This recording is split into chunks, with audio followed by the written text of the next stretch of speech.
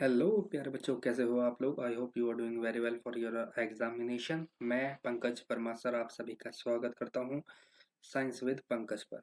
प्यारे बच्चों, आज हम जो चैप्टर सीखने जा रहे हैं वो चैप्टर है चैप्टर नंबर 12, इलेक्ट्रिसिटी, जिसे हम विद्युत के नाम से जानते हैं। प्यारे बच्चों, हमारे पास जैसा कि आप सभी जानते हैं समय है कम और काम है काफ़ी ज़्यादा, इसलिए हम केवल वही क्वेश्चंस अटेम्प्ट करेंगे जो कि आपके एग्ज़ाम पॉइंट ऑफ व्यू से बहुत ज़्यादा इंपॉर्टेंट हैं और जो आपके एग्ज़ाम में आते हैं। तो हम सबसे पहले जो स्टार्टिंग कर रहे हैं, स्टार्टिंग में आपको मैं सारी डेफिनेशंस और जितनी भी छोटी छोटी चीज़ें हैं इम्पॉर्टेंट, मैं आपको सारी बताता चलूँगा।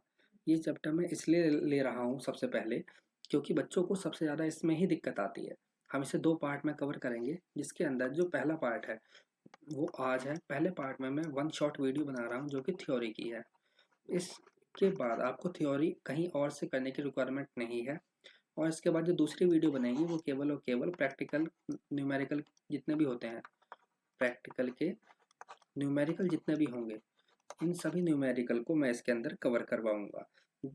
ये जो बुक मैं आपके सामने अभी खोल रखी है, यह सपोर्टिंग मटेरियल, सपोर्टिंग मटेरियल है ये। कहाँ से मिल जाएगा आपको ये? जब आप गूगल पे जाके लिखेंगे कि एनसीईआरटी का सपोर्टिंग मटेरियल चाहिए तो आपको वहाँ से मिल जाएगा। ये फ्री ऑफ कॉस्ट है सभी को, आप यहाँ से ये डाउनलोड कर सकते हैं। तो चलिए स्टार्ट करते हैं बिना किसी देरी के। उससे पहले एक बार ये रफ कर लेता हूँ ताकि आपको काफ़ी सारी चीज़ें समझ में आए। मैं इस तरीके से समझाऊंगा कि आपके किस तरीके के क्वेश्चन एग्जाम में आपको देखने को मिलेंगे। सबसे जो पहला पॉइंट है, पहला पॉइंट आपका क्या है? सबसे पहला पॉइंट है विद्युत धारा से रिलेटेड, कि विद्युत धारा क्या होती है। जो पहला सवाल आपका सबसे ज़्यादा इम्पोर्टेंट बन सकता है कि विद्युत धारा क्या है और इसे किस में नापा जाता है। तो आप सिर्फ इतना ध्यान रखें, जो विद्युत धारा है ये क्या है? विद्युत आवेश के प्रवाह की दर को ही विद्युत धारा कहते हैं। अगर ये सवाल आएगा तो आपका एक नंबर में आएगा और एक नंबर आपका यहाँ से बन जाएगा। अच्छा, इसकी यूनिट क्या है और इसे नापते किस में है? तो जो मात्रक है, इसका जो यूनिट है वो है एम्पियर, और जिस में ये नापा जाता है, यानी कि जिस ये मीटर में नापा जाता है उसका नाम क्या है? उसका नाम है ए मीटर, जिसे हम ए मीटर के नाम से ऐसे लिखते हैं, ऐसे जानते हैं। ए मीटर क्या है? ये एक मीटर है, और जो एम्पियर है वो है मात्रक यानी कि यूनिट। बच्चों को सबसे ज़्यादा कन्फ्यूजन जो क्रिएट होता है वो होता है एम्पियर और ए मीटर के अंदर। आई होप सभी बच्चों को समझ में आ गया होगा। अब जैसा कि यहाँ पे लिखा हुआ है, अगर आप ना लिख पाएँ तब भी कोई दिक्कत की बात नहीं है। इसका पीडीएफ आपको नीचे टेलीग्राम चैनल पे मिल जाएगा, और ये फ्री ऑफ कॉस्ट है। जैसे कि यहाँ पे लिखा हुआ है ए मीटर द्वारा मापा जाता है, यही चीज़ मैंने आपको यहाँ पे बता दी है। ए मीटर के बाद क्या है? इसकी यूनिट क्या होती है, हम इसे कैसे नापते हैं, ये आगे का प्रोसेस है जो कि हम अब आगे सीखने जा रहे हैं। तो चलिए स्टार्ट करते हैं। इसे हम जो इलेक्ट्रिसिटी है इसे आई से डिनोट करेंगे। आई बराबर होता है क्यू अपॉन में टी।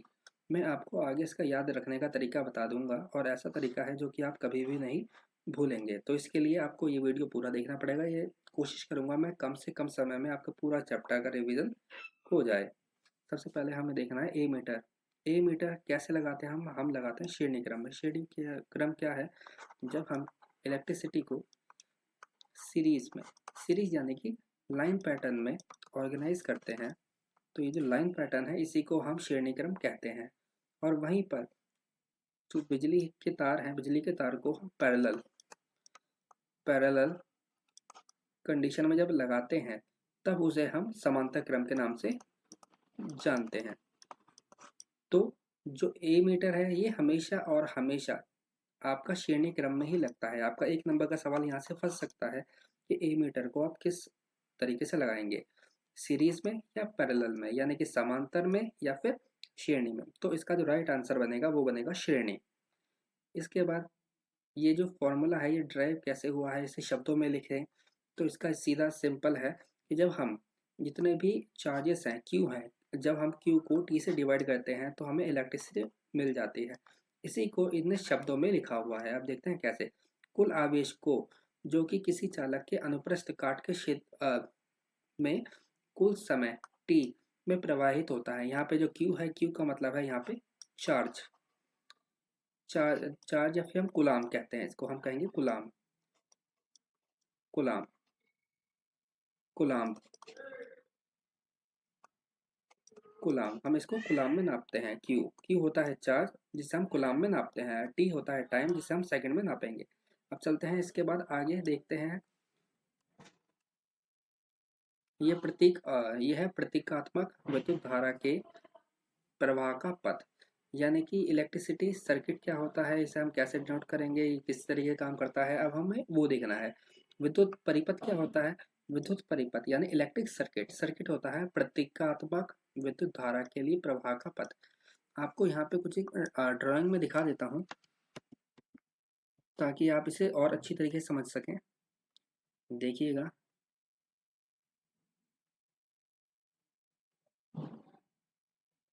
इसमें दो दे रखी हैं, ये रहा। ये आप इसे ध्यान से देखिएगा। यही है आपका इलेक्ट्रिक सर्किट। ये जितना भी ये आपको इस तरीके दिखाई दे रहा है ना, ये होता है इलेक्ट्रिक सर्किट, जिसे हम विद्युत परिपथ कहते हैं। अगर आपको ये निश्चित तौर पे आपसे एक से दो बार पूछेगा कि विद्युत परिपथ क्या होता है, विद्युत परिपथ का एक डिजाइन बना के दिखाएं, तो आपको कहीं ना कहीं पे आपको ये चीजें बना के दिखानी ही होंगी। इसमें कोई भी आपके लिए इफ और बट वाली कंडीशन नहीं चलेगी।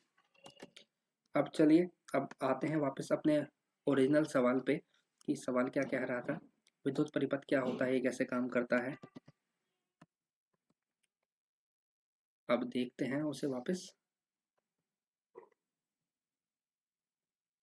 आ गया आपका।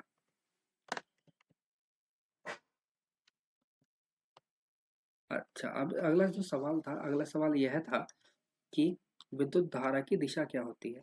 आपको सिर्फ इतना ध्यान रखना है, जो इलेक्ट्रिसिटी है, जो बिजली है, जो इलेक्ट्रिसिटी है और जो इलेक्ट्रॉन है, इलेक्ट्रॉन यानी कि बिजली और विद्युत धारा, ये दोनों आपस में नेगेटिव रिलेशन रखेंगे। नेगेटिव रिलेशन का मतलब क्या है कि जिस डायरेक्शन में इलेक्ट्रिसिटी जा रही होगी, उसके जस्ट अपोजिट डायरेक्शन में आपके इलेक्ट्रॉन बहेंगे।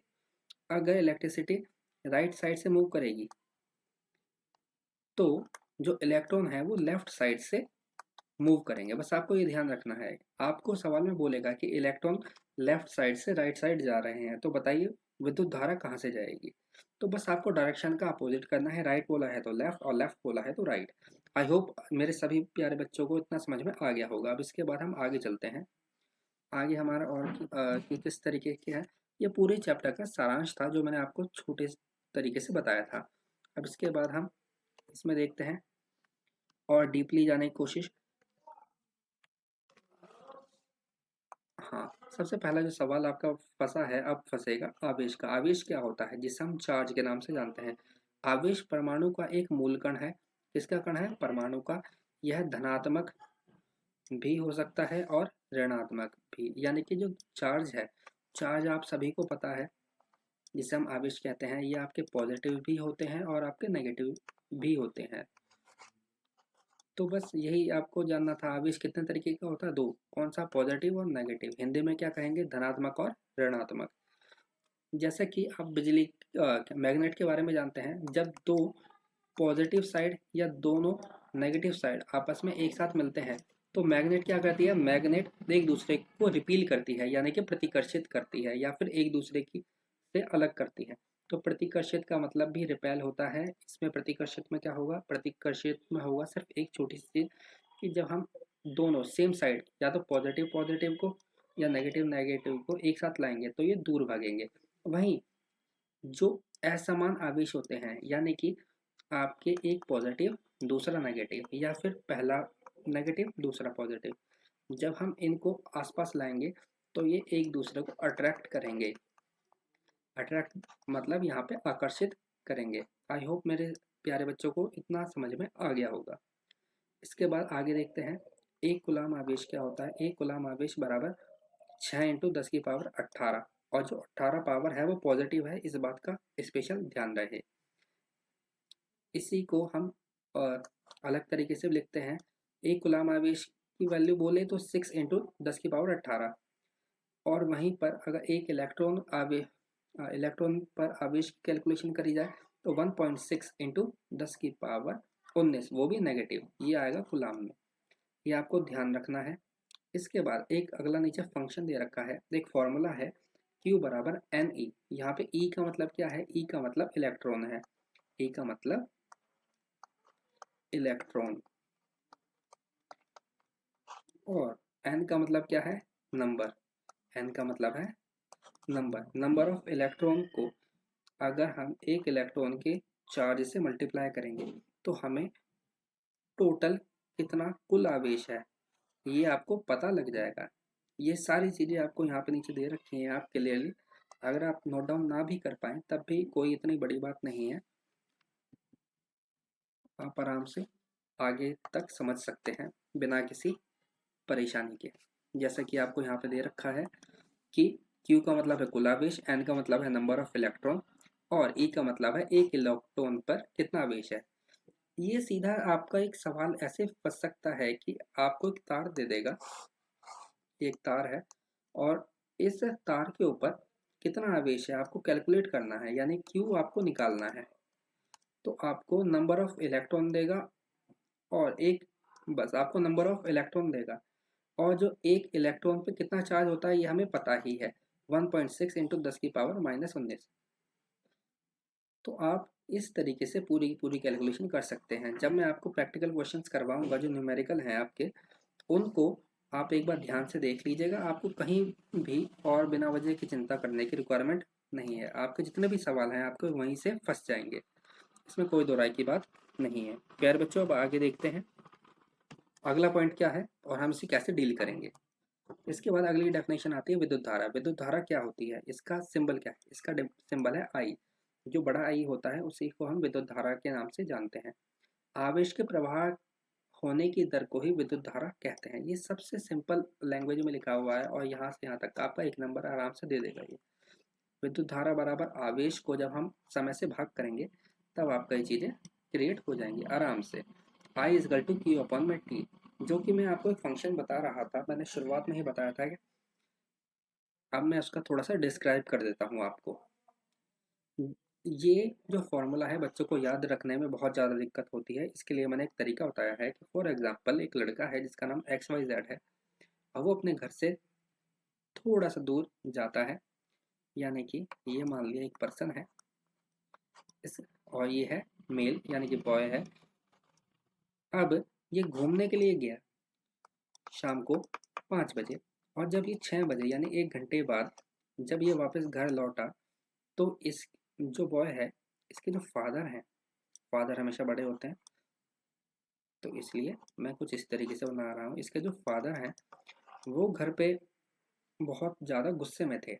वो बच्चा आके पूछता है क्या हुआ, तो पिताजी बिना वजह इस बच्चे को बहुत ज़्यादा डांट देते हैं। तो ये समझ जाता है और ये पूछता है कि कौन आई थी घर पे, क्योंकि इसका बच्चे सभी जानते हैं एक फीमेल फ्रेंड है जो कि इसके घर पे आके आग लगा के गई होगी। तो अब इसी बात से आप ये ध्यान रखिए, कौन मतलब क्यू, कौन आई मतलब आई, और ठी से लिया हमने टी। तो कौन आई थी, थी से मतलब टी, आई से मतलब आई, और कौन से मतलब क्यू। ये आप सिंपल तरीका है क्यू बराबर आई टी याद रखने का। इससे सिंपल तरीका आपको कहीं और नहीं मिलेगा। आई होप मेरे बच्चों को इतना समझ में आ गया होगा। अब इसके बाद आगे का हम चलते हैं एक फंक्शंस, और इस चैप्टर के अंदर आपको काफ़ी सारे फंक्शंस मिलेंगे, यानी काफ़ी सारे फॉर्मूलाज मिलेंगे जो कि आपको टाइम टू टाइम हेल्प करेंगे आगे के सवाल सॉल्व करने के लिए। इसके अंदर जो सबसे ज़्यादा इम्पोर्टेंट है, सबसे ज़्यादा फॉर्मूला ये, और उसके बाद मिली एम्पियर और माइक्रो एम्पियर। मिली में कितनी पावर होती है, 10⁻−3, और जो माइक्रो है वो उसमें होती है 10⁻6। इसके बाद ए मीटर। ए मीटर क्या होता है, जो इलेक्ट्रिसिटी को नापता है उसी को हम ए मीटर कहते हैं। किस यूनिट क्या होती है, इसे हम एम्पियर में नापते हैं। अब इसके कुछ एक चीज़ें मैं बता देता हूँ। कुछ एक शब्द हैं जैसे कि प्रतिरोध। प्रतिरोध क्या होती है, जिस तरीके से बाधा दौड़ होती है, ऑब्स्टेकल रेस होती है, उसी तरीके से प्रतिरोध होता है। फॉर एग्जाम्पल, एक बिजली का तार है, यहाँ पर अगर मैं कोई बल्ब लगा देता हूँ, ये बल्ब का साइन है, ये ध्यान रखिएगा। इस तरीके से जब बनता है, ये बल्ब का साइन होता है, एम बनाया और इसके ऊपर एक गोला कर दिया, ये बल्ब का साइन है। अगर मैंने यहाँ पर इसकी वोल्टेज नापनी है मुझे, तो एक यहाँ पे, एक यहाँ पे मैं वोल्ट मीटर बना देता हूँ, यहाँ पे वी है। होगा क्या कंडीशन, जब यहाँ से बिजली आएगी और यहाँ पे जाएगी, तो अगर मैं मान के चलता हूँ यहाँ पे 100 यूनिट आ रही है, तो जब ये बल्ब यूज़ करेगा थोड़ी बिजली, उसके बाद ये 98 भेज देता है आगे। तो इससे हमें क्या पता लगता है कि जो बल्ब है इसने 2 यूनिट आप ये कंज्यूम कर ली हैं। अब ये तो है वोल्टेज नापने का। अब वोल्टेज की जगह पे यहाँ पे हम ए मीटर भी लगा सकते हैं। ए मीटर में क्या होगा, जब वोल्ट मीटर लगता है ना, तो ये 1 से 2 यूनिट कंज्यूम कर जाता है। जो वोल्ट है वो थोड़ी सी बिजली कंज्यूम कर जाता है, वहीं पर जो ए मीटर है वो बिजली कंज्यूम किसी भी तरीके की नहीं करता है। ये आपको ध्यान रखना है। अब ए मीटर क्या है, ए मीटर का प्रतिरोध कम होता है और ये हमेशा श्रेणी क्रम में लगता है। सबसे इंपॉर्टेंट बात है, श्रेणी क्रम में लगता है ये। प्रतिरोध कम होने का मतलब क्या है, ये जितनी बिजली आएगी ये उतनी की उतनी ही वापस आगे सरका देगा, ये थोड़ा सा भी कंज्यूम नहीं करता बिजली को। इसके बाद विद्युत धारा की दिशा इलेक्ट्रॉन प्रवाह होने की दिशा के विपरीत मानी जाती है। जैसा मैंने शुरुआत में आपको बताया था कि जो इलेक्ट्रॉन है, इलेक्ट्रॉन की डायरेक्शन और प्रवाहित होने वाली विद्युत धारा, इन दोनों के जो डायरेक्शन है उसमें नेगेटिव रिलेशन होगा। यानी कि अगर एक लेफ्ट जाएगी तो दूसरी राइट जाएगी। आई होप मेरे बच्चों को इतना समझ में आ गया होगा। इसके बाद सबसे ज़्यादा इंपॉर्टेंट है विभवांतर। अभी तक का सबसे ज़्यादा इंपॉर्टेंट है विभवांतर। डेफिनेशन क्या है, एकांक आवेश को एक बिंदु से दूसरे बिंदु तक ले जाने में किया गया कार्य ही विभवांतर कहलाता है। इसे हम वोल्टेज के नाम से जानते हैं, वोल्टेज। फॉर्मूला क्या है, V बराबर W अपॉन में Q। यानी कि हमें वोल्टेज निकालनी है तो हमें वर्क यानी कि जो भी काम है उसको डिवाइड करना पड़ेगा, किससे, कुलाम से, जिसे हम Q या चार्ज कहते हैं। 1 वोल्ट की डेफिनेशन दे रखी है। जो वोल्टेज को नापा जाएगा वो V में नापा जाता है, वर्क को जूल में नापा जाता है और Q को आपका C यानी चार्ज में नापा जाता है। 1 वोल्ट बराबर कितना होगा, 1 कूलाम आवेश को ले जाने में 1 जूल कार्य करना पड़ता है। इसी को हम विभवांतर के नाम से इसी विभवांतर को 1 वोल्ट कहा जाता है। आई होप मेरे बच्चों को इतना समझ में आ गया होगा। अगर कोई दिक्कत है तो आप नीचे कमेंट कर दीजिएगा, मैं आपको समझा दूंगा। वोल्ट मीटर कैसा लगता है, ये हमेशा पार्श्व क्रम में लगता है। आपके जो सबसे ज़्यादा सवाल पूछा जाता है वो यही पूछा जाता है, वोल्ट मीटर किस सीरीज में लगता है। तो ये पार्श्व क्रम में यानी कि समांतर समांतर क्रम में लगता है, जिसे हम पैरेलल भी कहते हैं। और जो ए मीटर है, जो आपका ए मीटर है वो आपको कैसे लगता है, वो सीरीज में लगता है। सीरीज मतलब श्रेणी में लगता है, बस आपको ये ध्यान रखना है। ए मीटर श्रेणी में लगता है, वहीं पे आपका जो वोल्ट मीटर है वो आपका समांतर या पैरेलल में लगता है। इसमें एक चीज इसकी खासियत है, ये ये थोड़ा सा प्रतिरोध उत्पन्न कर देता है कई बार विभवांतर। अब ये जो वोल्ट मीटर होता है, वोल्ट मीटर से आप थोड़ा सा और आगे जाएंगे तो आप समझेंगे कि जो विभवांतर है को मापने की जो युक्ति है उसे वोल्ट मीटर कहते हैं और इसका प्रतिरोध ज़्यादा होता है। ये देखिए यहाँ पे लिखा हुआ है प्रतिरोध ज़्यादा होता है। जैसे कि मैंने आपको शुरुआत में बताया, जो ए मीटर है, ए मीटर का जो प्रतिरोध होता है वो नेगेटिव मतलब कि बिल्कुल ना के बराबर होगा, लेकिन वहीं पे अगर वोल्ट मीटर है उसका जो प्रतिरोध होगा वो काफ़ी ज़्यादा होता है। इसे इसका सिंबल क्या है, आप इसे कैसे डिनोट करेंगे वो आपको दिखा दे रहा हूँ।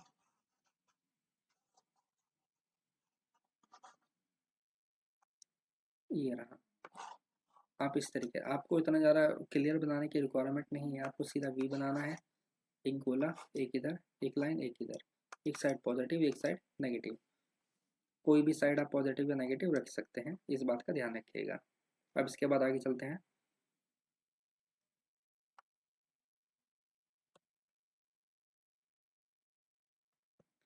अब आगे और हम क्या क्या सीखेंगे इसमें। आपका आधे से ज़्यादा चैप्टर ये कंप्लीट हो चुका है, आपके कुछ एक पॉइंट ही बचे हुए हैं अब, बस यहीं तक था। सेल क्या होता है, इसके बाद जो अगला इंपॉर्टेंट पॉइंट है वो आता है सेल। सेल क्या है, जो आप घड़ियों में सेल लगाते हैं ये वही सेल है।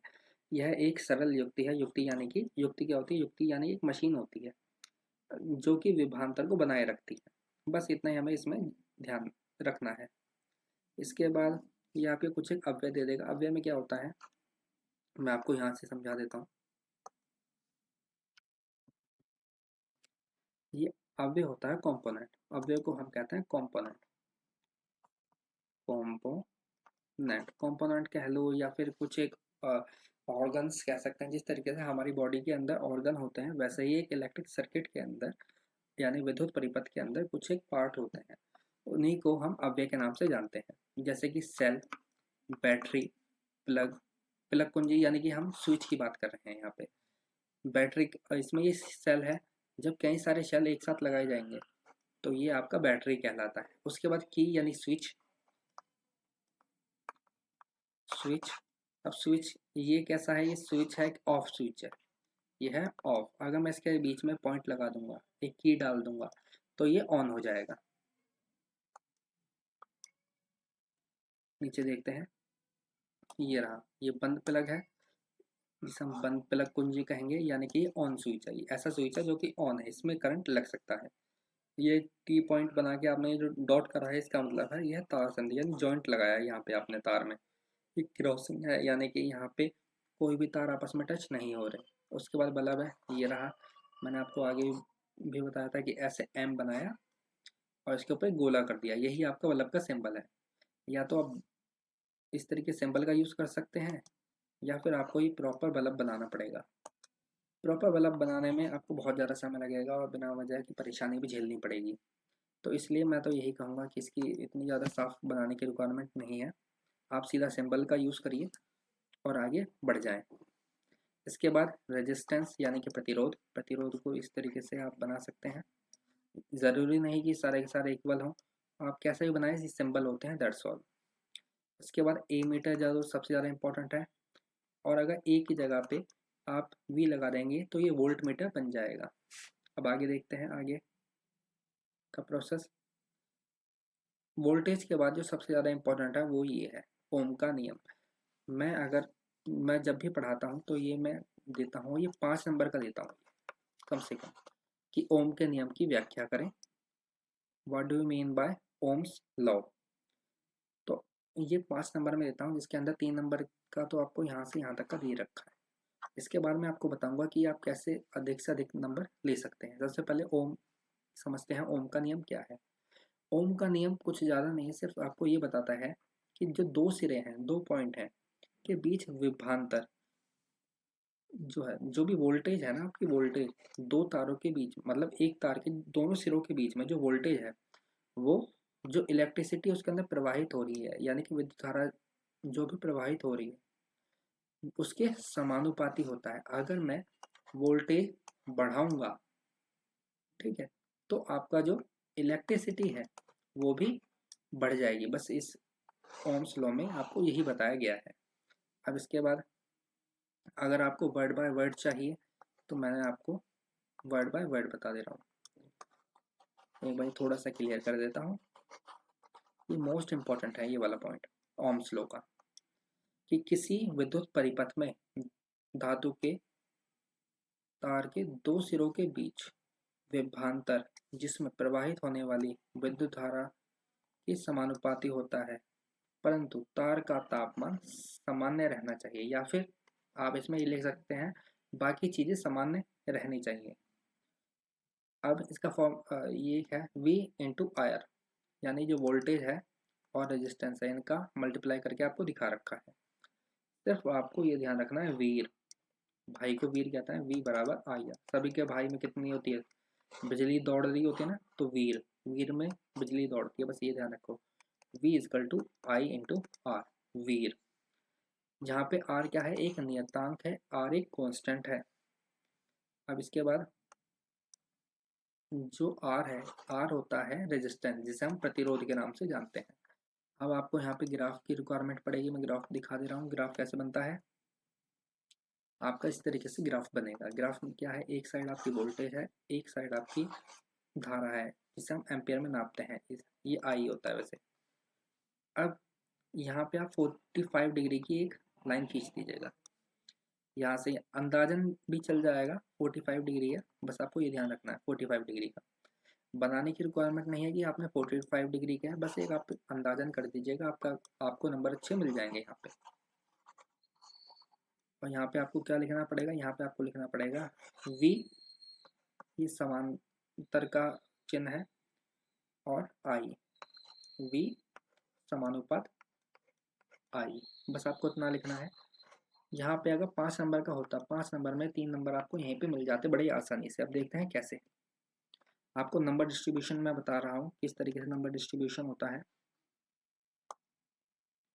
आपको 2 नंबर तो यहाँ के मिल जाएंगे, अगर 5 नंबर का आएगा तो 2 नंबर तो आपको यहाँ के मिल जाएंगे, और आधा नंबर का ये वाला फॉर्मूला है, और आधा नंबर का ही आपको ये ग्राफ है। बस आपको ये ध्यान रखना है। यहाँ पे आपको 2 में से कुल मिला के 3 नंबर मिल जाएंगे। जो बाकी के 2 नंबर हैं, बच्चे पूछेंगे कि वो कहाँ से मिलेंगे, वो आपको कहाँ से मिलेंगे। इसके लिए आपको कुछ ज़्यादा करने की रिक्वायरमेंट नहीं है। इसी की आप ये समझा दीजिए, V क्या है, I क्या है, R क्या है, और इसके बाद एक एग्जाम्पल न्यूमेरिकल डेटा के साथ आप समझा दें, तो आपको आसानी से पूरे 5 में से 5 नंबर मिल जाएंगे। अब आगे देखते हैं। प्रतिरोध क्या है, रेजिस्टेंस। प्रतिरोध क्या है, एक चालक का वह गुण जिसके कारण वह प्रवाहित होने वाली धारा का विरोध करता है, उसी को हम प्रतिरोध के नाम से जानते हैं। इसको किस में नापा जाता है, इसको ओम में नापा जाता है। और ये भगवान ओम वाला सिस्टम नहीं है, ये ओम है, ये इस तरीके से इसका सिंबल है ये।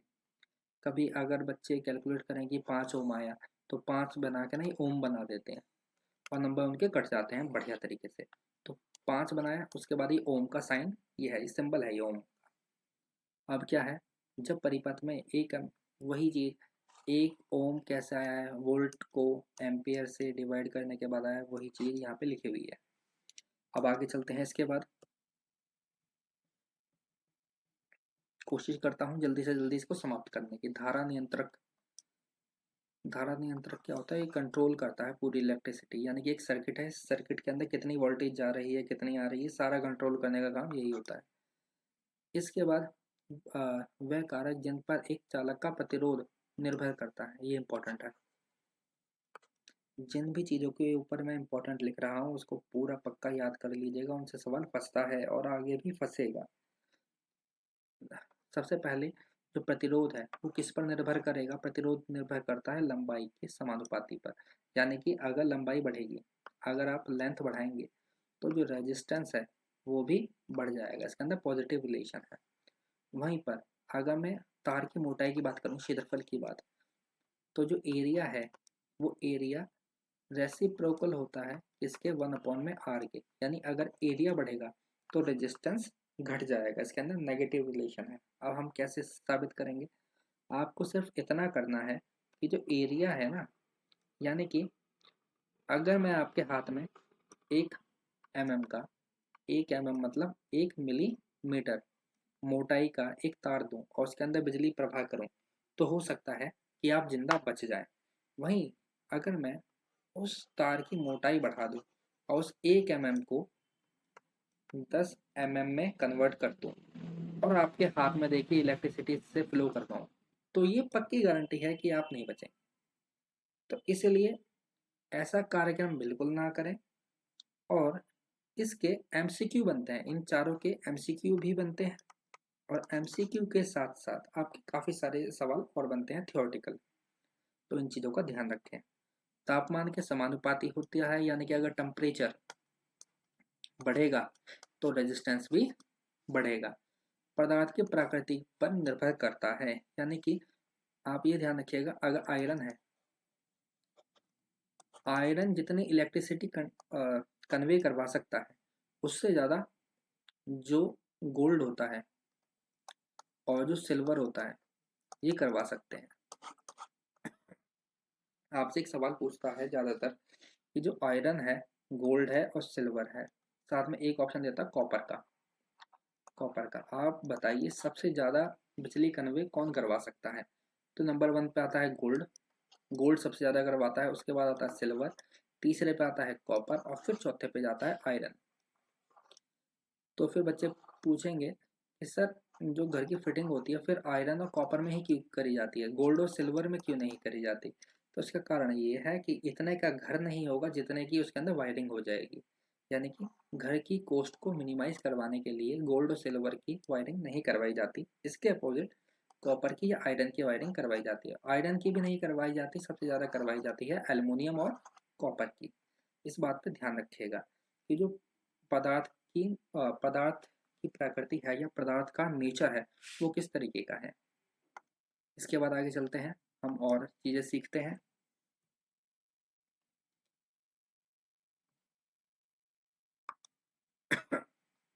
प्रतिरोधकता चालक की लंबाई, ये इतना इम्पोर्टेंट नहीं है, इसमें जो सबसे ज़्यादा इम्पोर्टेंट है मैं आपको वो बता दे रहा हूँ, ये वाला पॉइंट। जो मिश्र धातुएं होती हैं, अब बच्चे पूछेंगे मिश्र धातु क्या होती है? जब दो धातु यानी मेटल को, दो या दो से अधिक मेटल को आपस में मिलाकर एक तीसरा मेटल बनाया जाता है, यानी M1 ये M2, जब इन दोनों को मिलाकर कोई तीसरा मेटल बना दिया जाता है हम उसी को मिश्र धातु कहते हैं। जैसे पीतल, पीतल कैसे बनता है, जिसे हम ब्रास कहते हैं। पीतल के लिए, पीतल है ये, पीताल नहीं है, तांबा और जिंक को मिलाया जाता है तब आपका पीतल बनता है, आपको ये ध्यान रखना है। अब इसके बाद ये आपको समझ में आ गया मिश्र धातु क्या तो होती है। मिश्र धातु के बाद क्या है, मिश्र धातु का उच्च तापमान पर शीघ्र ही उपचयन यानी दहन नहीं होता। अगर मैं एक लोहे की तार लूँ, इस लोहे की तार को बहुत ज़्यादा नीचे इसमें आग लगा दूँ, ये भट्टी सी इस तरीके से आग लगा दूँ मैं यहाँ पे, तो क्या होगा, लोहे की तार कुछ टाइम में रेड होगी और रेड होने के बाद टूट के गिर जाएगी। लेकिन वहीं पर अगर मैं पीतल की तार लगाता हूँ कोई, पीतल का, तो पीतल में क्या होगा, मैं इतनी ही जितनी आग यहाँ पे लगाई थी उतनी ही आग मैंने यहाँ पे लगाई, ये गर्म तो हो जाएगा लेकिन ना तो ये जल्दी से लाल होगा और ना ही ये टूटेगा। तो बस यही इसमें लिखा हुआ है, जो जितनी मिक्स अलॉय होती हैं यानी मिश्र धातुएं होती हैं वो उनका जो उपचयन होता है यानी दहन होता है वो नहीं होता जल्दी से। अब इसके बाद सबसे ज़्यादा इम्पोर्टेंट और कौन सा है आपका, तांबा और एल्युमिनियम। जैसे कि मैंने बताया घर की वायरिंग के अंदर या तो कॉपर यानी कि तांबा और एल्युमिनियम का यूज़ होता है। क्यों होता है, ये संचारण के कारण किया जाता है, संरक्षण, संचरण, ये बिना वजह लगा रखा है यहाँ पे, संचरण है, संचरण के लिए करा जाता है और इनका प्रतिरोधकता भी कम होती है। अब इसके बाद जो प्रैक्टिकल क्वेश्चन आपके फंसते हैं वो यहाँ से फंसेंगे सर्किट से। सर्किट में आपको कुछ एक फॉर्मूला याद रखने होंगे, जैसे कि टोटल रेजिस्टेंस कैसे निकालेंगे, टोटल वोल्टेज कैसे निकालेंगे। जब आपका जो रेजिस्टेंस है वो श्रेणी क्रम में लगा हो, यानी कि कैसे लगा हो, आपका लाइन में लग रहा हो, जैसे कि यहाँ पे लगा हुआ है। तो आपको क्या करना है, ये R1 देखा, R2 देखा, R3 देखा, एक लाइन में लग रहे हैं। यहाँ देखिए, यहाँ से गए, यहाँ से सीधा निकल गए, तो यह लाइन में यानी श्रेणी क्रम में लगे हैं। तो इस कंडीशन में आप R1 R2 R3 प्लस हो जाएंगे। मान लेता हूँ R1 2 एम्पियर का है, सॉरी 2 ओम का है, ये 3 ओम का है और ये 4 ओम का है। तो आपसे टोटल रेजिस्टेंस पूछा तो आपको क्या करना है, 2 + 3 + 4, 3 और 2 5 और 4 9, यानी कि 9 ओम का आपका रेजिस्टेंस आ गया टोटल रेजिस्टेंस। इसके बाद वोल्टेज भी ऐसे ही काम करेगी, voltage number 1, voltage number 2, voltage number 3, तीनों को प्लस कर देंगे, आपका टोटल वोल्टेज आ जाएगा आराम से। अब इसके बाद आगे चलते हैं, जब आपको प्रैक्टिकल करवाऊंगा ना तो आपको ज़्यादा समझ में आएगा। इसके बाद आपका आएगा सीरीज में, सीरीज की सॉरी सीरीज नहीं पैरेलल में, यानी कि पार्श्व क्रम या समांतर क्रम जिसे हम कहते हैं। इसमें क्या होगा, जो रेजिस्टेंस है ना वो बढ़ जाता है, एक यहाँ से गया, दूसरा सीधा चला गया और तीसरा ने ये वाला रोड ले लिया, तो इस तरीके का जब भी बने कि रेजिस्टेंस इस तरीके से गया आगे, तो ये होता है आपका समांतर क्रम।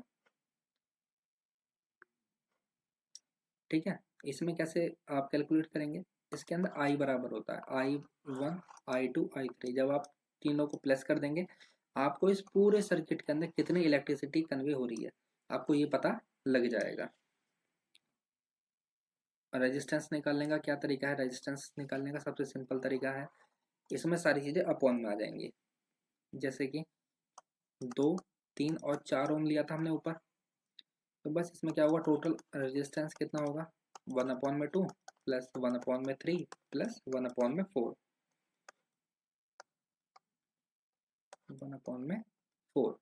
बस आपको एलसीएम लेके इसका सम कर देना है, इससे ज़्यादा ये कुछ नहीं है।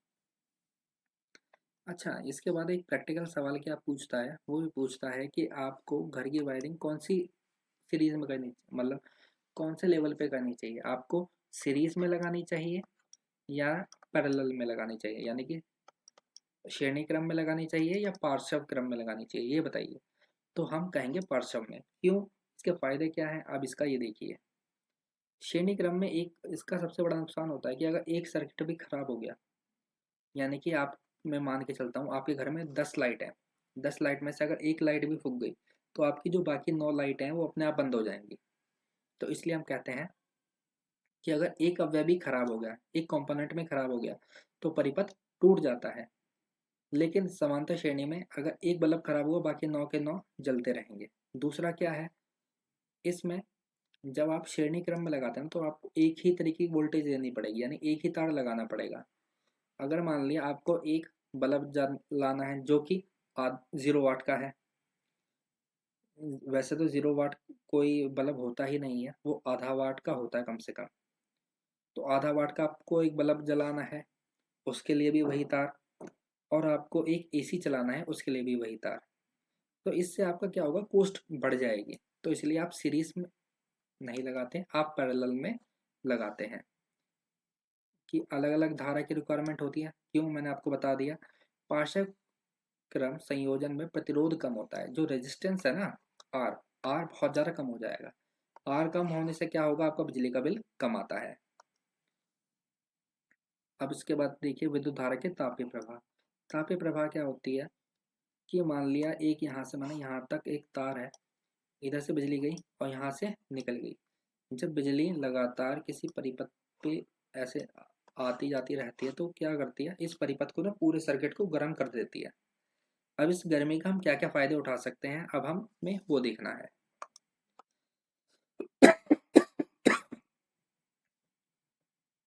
इसके जो सबसे ज़्यादा इम्पोर्टेंट है वो मैं बता रहा हूँ। सबसे पहला हीटर, दूसरा है प्रेस। हीटर और प्रेस में सबसे ज़्यादा इनका यूज़ होता है। अच्छा, कुछ एक चीज़ें ऐसी भी हैं कि जहाँ पे यूज़ नहीं होता, ये एक अनवॉलंटरी चीज़ होती हैं, यानी कि कंप्यूटर और मोबाइल। आप चाइना के जो मोबाइल हैं उनसे कभी भी 1 घंटा लगातार बात करके देख लीजिए, वो जितने भी मोबाइल है सारे गर्म हो जाएंगे। तो इसलिए ये कुछ अनवॉलंटरी यानी अवांछनीय चीज़ें होती हैं। अब कुछ एक फॉर्मूले के ऊपर डिस्कस कर लेते हैं, क्या है, कैसे काम करता है, अब देखते हैं। इन्हीं चीज़ों को मैं आपको समझा रहा हूँ। सबसे पहला फॉर्मूला H बराबर P इंटू टी, यानी P मतलब पावर और T का मतलब टाइम यानी समय। अब P की जगह पे मैं VI रिप्लेस कर सकता हूँ, क्योंकि एक फॉर्मूला होता है P बराबर V इंटू आई। यहाँ पे P मतलब पावर है, V मतलब वोल्टेज और I का मतलब इलेक्ट्रिसिटी। तो P की जगह पे आपने रखा VI और T ऊपर से ऊपर का ऐसे ही आ गया। उसके बाद H बराबर आई स्क्वायर आर टी। अब यहाँ पे क्या करा है मैंने, यहाँ पे मैंने जो V है, V होता है IR के बराबर है, तो IR रख दिया है बस। जो सबसे ज़्यादा इंपॉर्टेंट यूज़ होने वाला है वो है आई स्क्वायर आर टी का। आपके लिए सबसे ज़्यादा इंपॉर्टेंट यही वाला फॉर्मूला है। अब इसके कुछ एक यूसेस वगैरह जितने भी हैं, जो भी पॉजिटिव चीज़ें हैं वो मैं आपको बता दे रहा हूँ। H बराबर आई स्क्वायर आर टी मैंने लिखा था। सबसे पहला जो पॉइंट है वो कहता है क्या, कि अगर इलेक्ट्रिसिटी 2 है तो 2 का स्क्वायर कितना होगा, 4। तो जो हीट है, हीट के ऊपर 4 गुना फर्क पड़ेगा, यानी कि जितनी भी इलेक्ट्रिसिटी होगी, जो उत्पन्न ऊष्मा है, वो इलेक्ट्रिसिटी के स्क्वायर के बराबर होगी, बराबर नहीं, उसके समानुपाती होगी, एक रेशियो के बराबर होगी। यानी कि अगर 2 की जगह में आई की वैल्यू 3 रखता तो 3 का स्क्वायर 9, तो ये जो एच है ये 9 रेशियो में जाएगा, बस इसमें और कुछ ज़्यादा नहीं है। इसके बाद आपका जो सबसे इम्पोर्टेंट पॉइंट आता है वो आता है ये वाला। ये क्या कहता है भाई साहब? ये भाई साहब कहते हैं कि जो बल्ब होता है, 100 वाट का बल्ब आपने देखा होगा, इसके अंदर कौन सी धातु होती है? इसके अंदर लगी होती है टंगस्टन। अब टंगस्टन क्यों लगाया जाता है? क्यों? क्योंकि ये अपचयित नहीं होता, यानी ये टूटता नहीं है, गर्म होने पे टूटता नहीं है ये। गलनांक कितना है इसका? 3380, काफी ज्यादा हाई पावर है इसकी। अच्छा, इसके अंदर गैस कौन सी भरी जाती है? एक है नाइट्रोजन, दूसरी है आर्गन। बस आपको इतना ही ध्यान रखना है, इससे ज़्यादा आपको ध्यान रखने की रिक्वायरमेंट नहीं है। जब आपको प्रैक्टिकल क्वेश्चन करवाऊंगा तो आपको और ज़्यादा समझ में आएगा और आगे चीज़ें आसान होती चली जाएंगी। विद्युत धारा क्या है? विद्युत धारा, सॉरी, विद्युत शक्ति ऊर्जा के उपभोग होने की दर को ही शक्ति कहते हैं। यानी कि कोई भी चीज़ कितनी ज़्यादा पावर का यानी कि ऊर्जा का यूज़ करती है, उसी को हम पावर के नाम से जानते हैं। फॉर एग्जांपल, एक एसी है जो कि 4 टन का है, पावर लेता है। वहीं पर एक जो प्रेस है, प्रेस मतलब आयरन, जिससे हम घर पे इस्त्री करते हैं, वो आधा आधा टन भी नहीं लेती। तो ये जो जितनी ज़्यादा चीज़ें कंज्यूम कर रहे हैं ना, इसी को हम पावर के नाम से जानते हैं। आपको ये समझ में ना आया हो तो मैं आपको दूसरा तरीका बताता हूँ इसका करने का। क्या तरीका है? तो पहले बल्ब थे, पहले घरों में सबके 100 वाट के बल्ब लगते थे, लेकिन अब कितने वाट के लगते हैं कि 15 वाट के। मैक्सिमम 15 वाट में आपका घर काफ़ी अच्छा खासा रोशन हो जाता है। इसकी जो महीने की कंजप्शन थी, इसकी वजह से जो बिल बनता था वो आपका बनता था 1000, लेकिन इसकी वजह से आपका बनता है केवल 150। तो ये काम होता है, जितनी ज़्यादा आप कंज्यूम करोगे बिजली, उतना ज़्यादा आपका बिल आएगा। और जितनी ज़्यादा आप कंज्यूम कर सकते हो बिजली, इसी को हम कहते हैं पावर या शक्ति। P बराबर VI के बराबर होता है। P बराबर, जैसा कि मैंने बताया था, P की जगह H भी रख सकते हैं, लेकिन P और H दोनों अलग अलग हैं। आपको अलग अलग फार्मूला में बता रहा हूँ कैसे कैसे आप यूज़ करोगे और कैसे कैसे लिखोगे। लिखने का सबसे सिंपल तरीका मैं बताने जा रहा हूँ, अब ध्यान रखिएगा। एक बार इसे रफ कर देता हूँ ताकि आपको क्लियरली चीज़ें समझ में आए। P बराबर V इंटू आई। V का मतलब वोल्टेज, I का मतलब इलेक्ट्रिसिटी। फिर इसके अलावा और क्या कर सकते हैं? V इंटू आई की वैल्यू होती है R, V अपॉन में R, वीर से लिया है। तो यानी कि हम इसे हम ये कह सकते हैं V स्क्वायर अपॉन में R, ये भी P के बराबर होता है। इसके बाद क्या करेंगे हम? P बराबर I स्क्वायर R भी होता है। तो 3 फॉर्मूले हो गए, एक, ये 2, ये 3। ये तीनों आपके लिए इंपॉर्टेंट है, इसका ध्यान रखिएगा। जो कि आपके प्रैक्टिकल यूनिट होती हैं, जो कॉमर्शियल वगैरह यूज़ होती हैं, तो वो कैसे यूज़ होती हैं? ये होती हैं किलोवाट घंटा, किलोवाट प्रति घंटा भी कहते हैं कई लोग। इसकी वैल्यू पूछता है, ये मोस्ट इंपॉर्टेंट है। 1 किलोवाट आवर में कितनी पावर यूज़ होती है? तो 3.6 इंटू 10 की पावर 6। और जो 10 की पावर 6 है ये पॉजिटिव है, नेगेटिव नहीं है। कुछ बच्चे नेगेटिव लगाए जाते हैं और नंबर जाते हैं उनके। बस आज के लिए इतना ही रखते हैं। ये आपका पूरा चैप्टर की जो थ्योरी है, थ्योरी पार्ट पूरा कंप्लीट हो गया है और 1 घंटे से भी आपका कम समय लगा है। अगर आपको ये वीडियो पसंद आई है तो लाइक कर दीजिएगा, और आगे आपको कौन कौन से टॉपिक में दिक्कत है आप नीचे कमेंट करें, मैं आपको ज़रूर वो टॉपिक करवा दूँगा। Thank you.